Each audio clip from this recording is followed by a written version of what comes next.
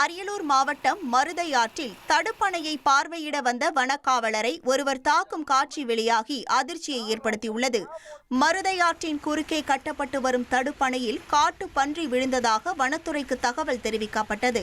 இதனையடுத்து சம்பவ இடத்திற்கு வந்த வனக்காவலர் விஸ்வநாதனை செல்வகுமார் என்ற நபர் சட்டையை பிடித்து தாக்கும் காட்சி வெளியாகி அதிர்வலைகளை ஏற்படுத்தியுள்ளது.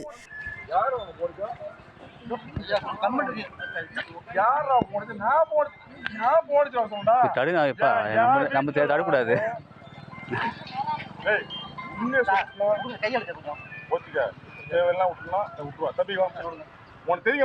தகவல் அறிந்து சம்பவ இடத்திற்கு விரைந்து வந்த காவலர்கள் வனக்காவலர் விஸ்வநாதனை மீட்டு தாக்குதலில் ஈடுபட்ட செல்வகுமாரை கைது செய்தனர்.